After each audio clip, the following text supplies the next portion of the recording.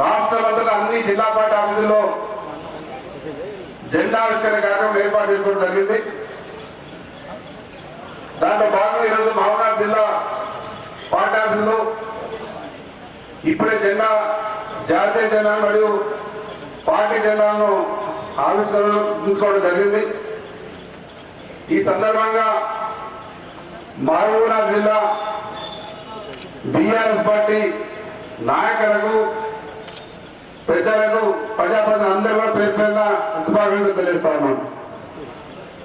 మరలా ఈ కార్యక్రమం పాల్గొంటున్న సోదరులు మాజీ మంత్రివర్యులు శ్రీనివాసగౌడ్ గారు, పార్లమెంట్ సభ్యులు పెద్దలు మల్లె శ్రీనివాసరెడ్డి గారు, డీసీఎంఏ చైర్మన్ ప్రభాకర్ రెడ్డి గారు, JP vice chairman Kodagal Yadaiah గారు, ముడా మాజీ చైర్మన్ వెంకన్న గారు, గ్రంథాలయ సంస్థ చైర్మన్ రాజేశ్వర్ గౌడ్ గారు, డీసీ వైస్ చైర్మన్ వెంకయ్య గారు, ఇంకా అందరు పెద్దలందరికీ పేరు పేరున మున్సిపల్ మాజీ చైర్మన్ నరసింహులు గారు, జడ్చల మున్సిపల్ చైర్పర్సన్ లక్ష్మి గారు, ప్రతి ఒక్కరు అన్ని మండలాలకు సంబంధించిన మండల పార్టీ అధ్యక్షులు, ఎంపీపీలు, జెడ్పీటీసీలు, ఎంపీటీసీలు, మాజీ సర్పంచులు, సింగిల్ అధ్యక్షులు అన్ని ఈరోజు తెలంగాణ రాష్ట్రం ఏర్పాటై 10 సంవత్సరాలుగా అయిపోతున్న సందర్భంగా ఈ దశాబ్ది ఉత్సవాలు జరుపుకోవడం జరుగుతూ ఉంది. మరి 10 సంవత్సరాల దశాబ్ది ఉత్సవాల సందర్భంగా ఈ సంబరాలు జరుపుకోవడం చాలా సంతోషంగా ఉంది, ఒక రకంగా బాధగా ఉంది. సంతోషం ఎందుకంటే తెలంగాణ రాష్ట్రం సాధించుకున్నాం, బ్రహ్మాండంగా అప్లై చేసుకున్నాం, మరి 10 సంవత్సరాల ఉత్సవాలు జరుపుకుంటా ఉన్నాం. కానీ మరి సాధించిన నాయకులు ఎక్కడ పోయినరు, మరి కొత్త వాళ్ళు సంబరాలు జరిపే పరిస్థితి ఏర్పడడం కొంత బాధాకరం. ఈ పరిస్థితి రావడం అనేది ఎందుకు జరిగింది, ఏం జరిగింది అనేది పక్కన పెడితే మనమంతా కూడా ఆలోచన చేసుకోవాలి. తెలంగాణ రాష్ట్రం రాకంటే ముందు మన రాష్ట్రంలో పరిస్థితి ఏంటిది, మన జీవన ప్రమాణాలు ఎట్లుండే, మన బతుకుదెరువులు ఎట్లుండే, గ్రామీణ ప్రాంతాలే కావచ్చు, పట్టణ ప్రాంతాలు కావచ్చు, ఎన్ని సమస్యలు ఉండే, అన్ని సమస్యలు తెలంగాణ రాకంటే ముందు. మరి తెలంగాణలో అన్ని సమస్యలు ఉన్నాయి, తెలంగాణను వెనుకబాటు పడేసారు ఆంధ్రపాలక ఉద్దేశంతోనే ఎన్నో సంవత్సరాల ఉద్యమాలు జరిగినాయి. 52 నుంచి 69 రకరకాల ఉద్యమాలు జరిగి మరి చివరికి మనం మాజీ ముఖ్యమంత్రులు, మన పార్టీ అధ్యక్షులు కేసీఆర్ గారి ఆధ్వర్యంలో బ్రహ్మాండమైన తెలంగాణ ఉద్యమం స్టార్ట్ అయి ఒక కొత్త పంతాల్లో రాజకీయ ఉద్యమాలు చేసి అందరి సహకారంతో, అన్ని వర్గాల సహకారంతో తెలంగాణ రాష్ట్రం సాధించుకోవడం జరిగింది. తెలంగాణ రాష్ట్రం సాధన అనేది మామూలుగా జరగలేదు, ఉట్టిగా రాలేదు. 14 సంవత్సరాల పోరాటం, 1 సంవత్సరం దాని ఆవిర్భావం జరిగిన అరేంజ్మెంట్ చేసుకోవడం కానీ ఉద్యమాన్ని ఎట్లా సాధ్యమైన ఆలోచన విధానం 1 సంవత్సరం జరిపి కేసీఆర్ గారు.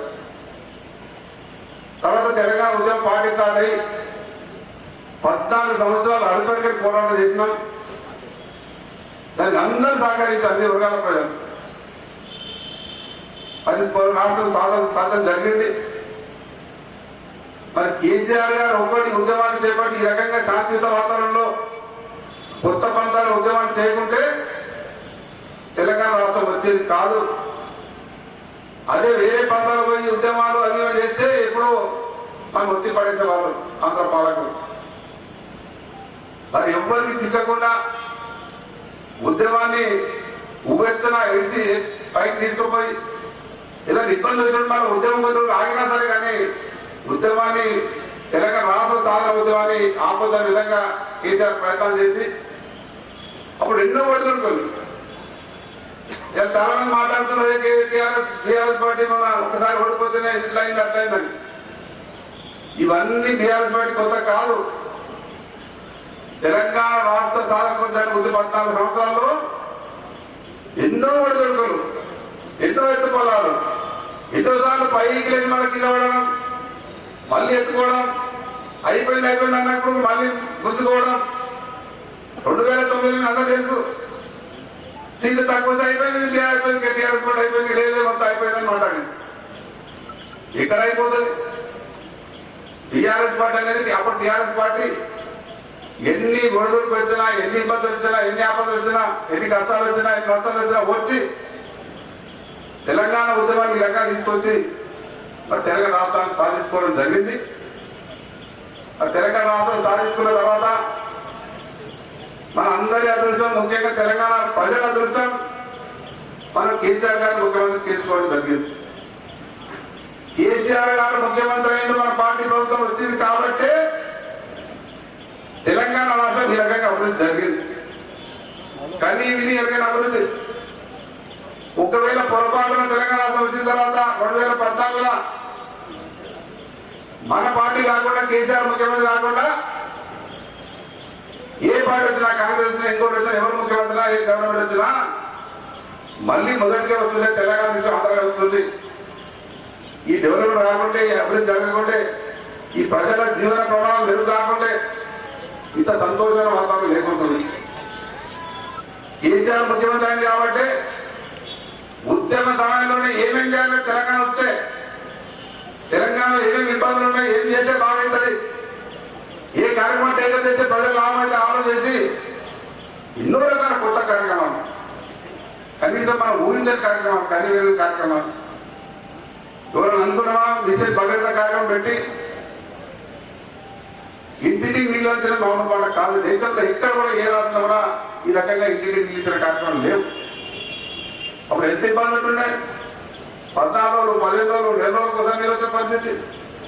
గ్రామాలకు వెళ్తే ఎక్కడ చూసినా బిందెలు పట్టుకుని తిరిగే పరిస్థితి. ట్యాంకర్లు తిరగాలి, బిందెలు పట్టుకోవాలి, బోర్లు కొట్టాలి, ఇదే పని సరిపోతుంది. నల్గొండ ప్రాంతాల్లో పక్కనే కృష్ణానది పెట్టుకొని గత పాలకులు నిర్లక్ష్యంగా పాలకులు గురై కనీసం తాగడానికి నీళ్ళేలా రోడ్డు మంద గొప్పలు ఉండదు. అది పక్కన కృష్ణానది నీళ్ళు ఏది సాధకండి గతంలో. ఇప్పుడు చాలా మాట్లాడుతున్నారు.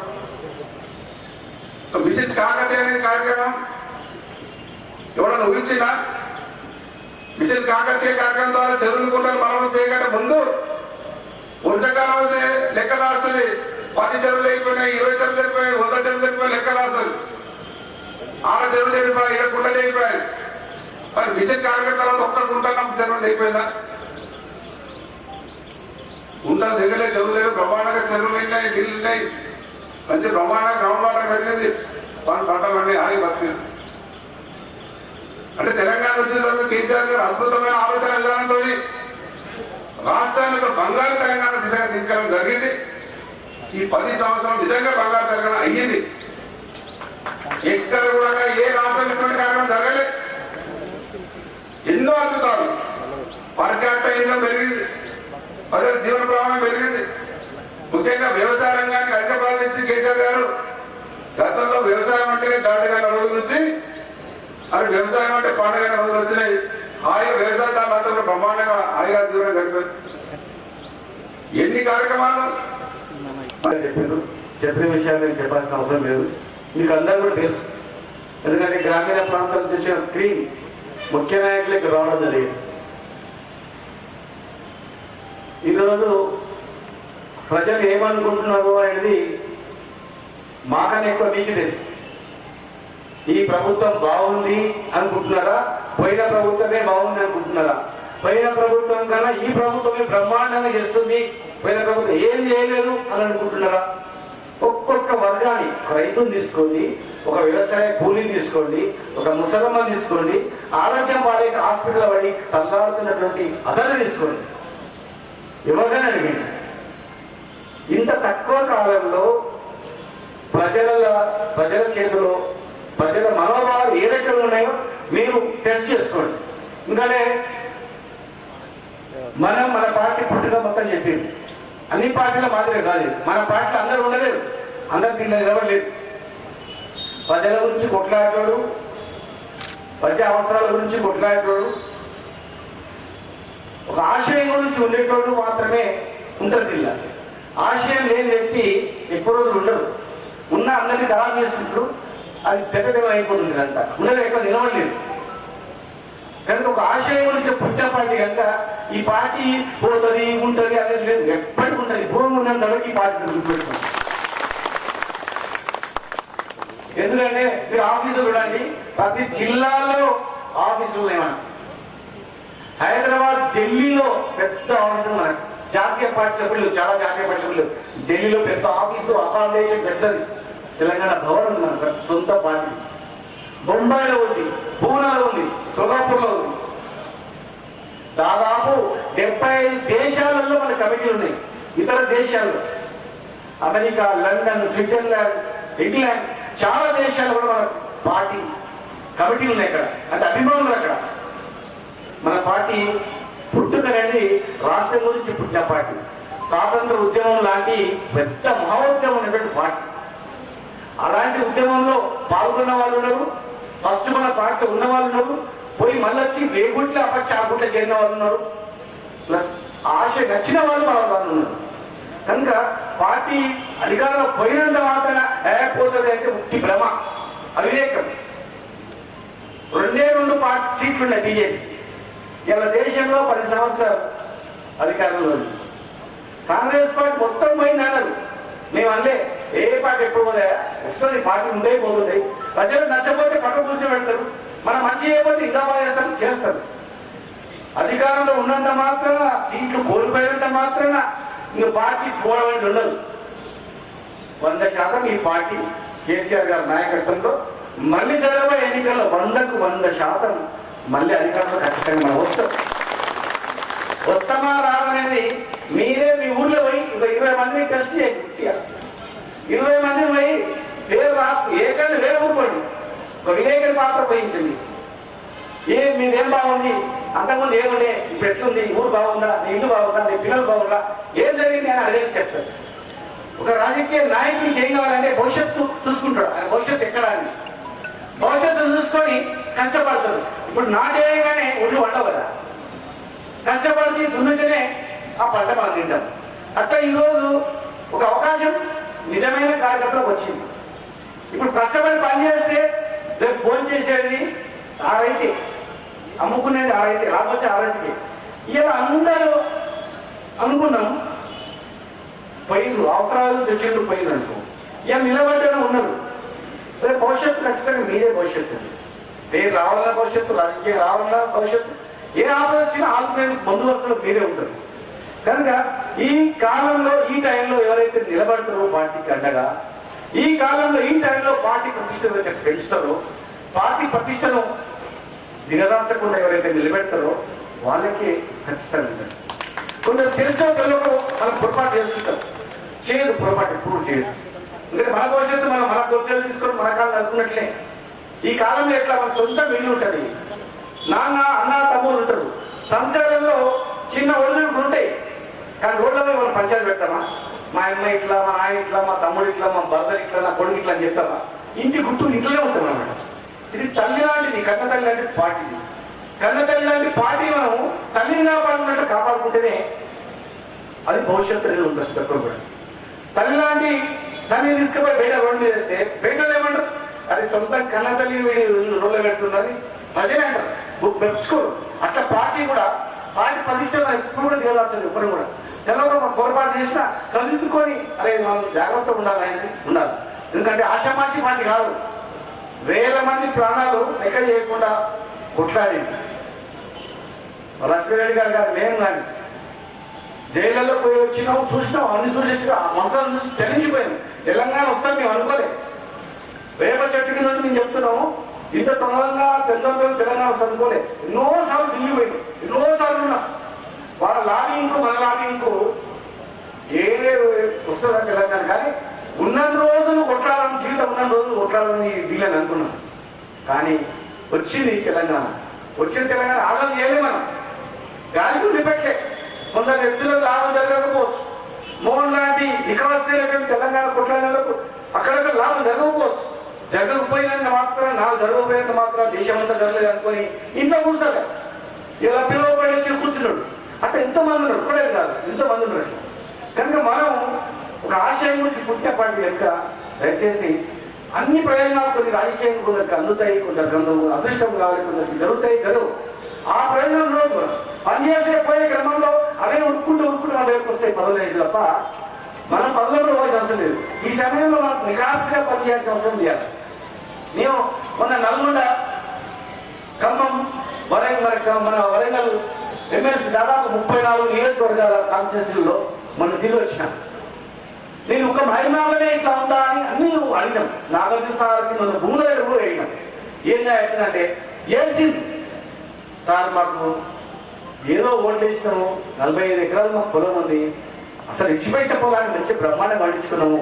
ఇప్పుడు మళ్ళీ ఎప్పటిలాగా వచ్చింది సార్, స్టేట్లు ఎండిపోయినాయి, అసలు ధరలు పడిపోయినాయి, కళ్ళకి నీళ్ళు వస్తున్నాయి, మా పిల్లలు ఎట్లా బతుకుతారు, తప్పు చేసాం సార్ అని చెప్పి ఖమ్మంలో అడిగినా, వరంగల్ అడిగినా.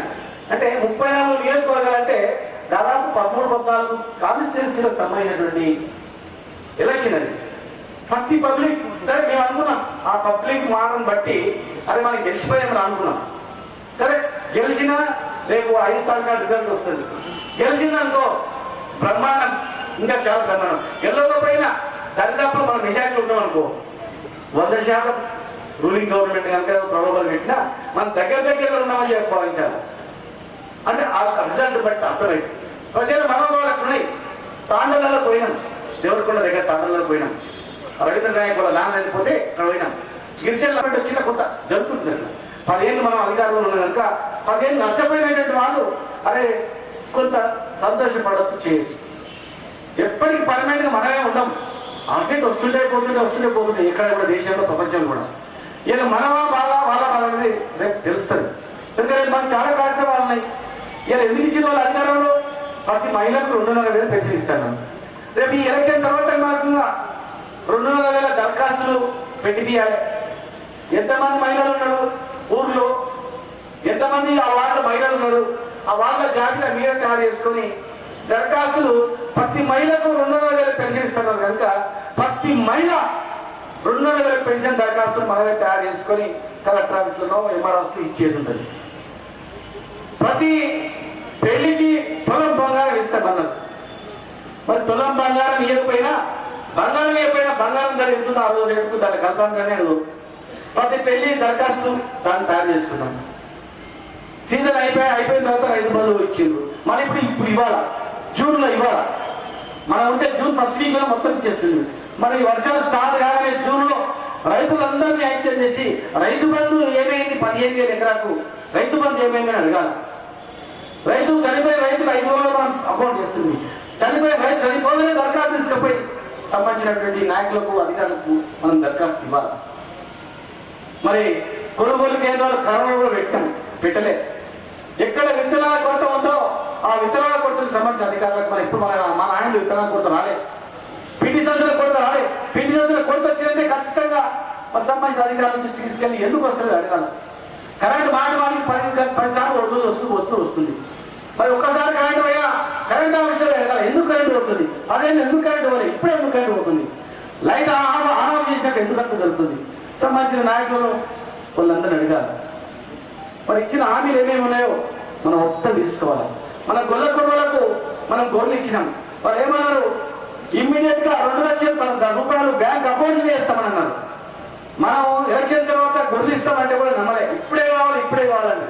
మన యాదవ సంఘ నాయకులు చాలా మంది అడిగి చెప్తే కూడా ఈ ప్రపంచంలో ఎవరు చేయలేరా, మనకే ఇచ్చిర్రు, మళ్ళీ మనకి ఈ స్కీమ్ మళ్ళీ ఇస్తారంటే కూడా లేదు, ఇప్పుడే ఇవ్వాలండి. మరి వాళ్ళు గొర్రెలు ఇచ్చిరా, పైసలు వాపస్ ఇచ్చిరా, రేపు మళ్ళీ ఎప్పుడు గొర్రెలు ఇస్తారు, ఎప్పుడు అకౌంట్ చేస్తారు అడగాల. సీజన్ వచ్చింది, వర్షాలు వస్తున్నాయి. మనం దాదాపు 5,000 కోట్లు మన ముద్రా సోదరులకు బండ్లు, నూనెలు, చేప పిల్లలు ఫ్రీ ఇచ్చినాం. గణేష్ మరి వాళ్ళందరినీ కూడా తయారు చేసి ఊర్లలో వారిగా మరి ఇక్కడ ఉన్నటువంటి ఎంకరాలు పెద్దలందరూ కూడా మరి చేప పిల్లలు ఫ్రీ అయ్యాలి, పెద్ద వేయాలి, నూనెలు, బండ్లు ఇవ్వాలి. అది ఎప్పుడు ఇస్తారు అట్లా. మిగతా ఎన్నెన్నో హామీలు ఉన్నాయి, ఒకసారి చదవండి. 420 హామీలు ఉన్నాయి, ఆ పుస్తకాలు చదవండి. 420 హామీలు ఏమేమి ఉన్నాయో చూడండి. ఏ ఎగ్జామ్ పెట్టినా కూడా ₹1 ఫీజు అవసరం లేదని అన్నారు. చూడండి మరి హాస్టళ్ళు ఏమైనా పెంచాలా, మండలానికి ఒక బీసీ హాస్టల్ అనుకున్నాం, ఏమైంది అడగండి. ఓసీ గురుకులను కూడా మనం అమలు చేసినాం, ఏమైంది అడగండి. మనకు కూడా రోడ్లకు 200 కోట్లతో దగ్గర పైన అన్నదాన సత్రాలు, రూమ్స్ అవన్నీ చేసినాం. పని కాంట్రాక్టర్ కూడా ఏజెన్సీ కూడా మనం చేసినాం, ఏమైందో అడగండి. కానీ ఉన్నప్పుడు 90% కంప్లీట్ అయినాయి. కావాలి తోడితే నీళ్ళు వస్తాయి. మరి ఎప్పుడు కావాలి చదువుతారు, ఎప్పుడు నీళ్ళు వస్తాయి, ఎప్పుడు చెరువులు నింపుతారు అడగండి. చెక్ డ్యామ్లన్నీ టెండర్ అయినాయి, కొత్త ప్రపోజల్ పెట్టింది, చెక్ డ్యామ్లన్నీ కూడా కంప్లీట్ చేయండి. రైతుల ఎన్నికలను సమర్థవంతంగా చేయండి. రైతులు ఏమేమి హామీలు ఉన్నాయి ఒకసారి చూడండి. మరి గిరిజనులకు ఏమి ఇచ్చింది చూడండి, దళితులకు ఏమి ఇచ్చింది చూడండి, బీసీ వర్గాలకు ఏమి ఇచ్చింది చూడండి, ఇంకేమేమి హామీ ఇచ్చిందో చూడండి. మొన్న బీసీ తెలంగాణ చేస్తామన్నారు, ఇమ్మీడియట్ గా రిజర్వేషన్ చేస్తామన్నారు. మరి తెలంగాణ ఒకే బీసీ తెలంగాణ చేసే సర్పంచులు కానీ, ఎంపీడీలు కానీ, జెడ్పీలు కానీ పెరుగుతారు, జిల్లా పరిషత్ చైర్మన్లు ఎక్కువ ఉంటారు. బీసీ తెలంగాణ ఏం చేస్తే పర్సెంటేజ్ ఇంకా కొంచెం ఎక్కువ అయిపోతుంది. మనం అసెంబ్లీలో తీర్మానం చేసినాం, మరి దానికి ఇమ్మీడియట్ గా తెలంగాణ ఒక్క రోజు అయిపోతుంది అడగండి. ఇంకా ఎక్కువ ఆఫీస్ ఇక్కడనే పెట్టుకునేటట్టు, ఇక్కడనే ఉండేటట్టు ఏర్పాటు చేసుకుంటే మనకు పార్కింగ్ ఉంటుంది, ఎంత ఉంటుంది. మా ఇంధన సాబ్ చెప్పారు, ఇక చాయ్ హోటల్ చిన్న డబ్బులు వెళ్ళిపోయాయి, చాయ్ హోటల్ వస్తారు. మన కార్యకర్తనే ఉంటుంది, మన కార్యకర్తనే, మన పార్టీలో పనిచేసిన కార్యకర్తనే. ఒకరోజు ఇద్దరు పిల్లలు, పేద పిల్లలు ఉంటే ఇద్దరు చూసుకుంటే చిన్న డబ్బా పెట్టుకుంటాడు. తర్వాత ఆర్డర్ అయితే బోలో ఎవరు తీసుకొచ్చి పెడుతుంటాడు. కనుక దాని మీద ఏర్పాటు చేస్తున్నాం. ఎప్పటికీ మన పార్టీ అనేది 100% భూమి ఉన్నంత వరకు ఈ పాఠశాల ఉదయంలో ఇన్ని బిల్డింగ్లు, ఇంత అసెట్స్, 100 కోట్ల రూపాయలు మన ఇచ్చిన సభ్యతలతో 100 ఫ్యూచర్లో కూడా మంచి హెల్త్ పాలసీ కూడా మనం కార్యకర్తలకు మంచి హెల్త్ పాలసీ కూడా ఉంటుంది. అన్ని వర్గాల మేము కాపాడుతాం, మాకు ఏం పని లేదు.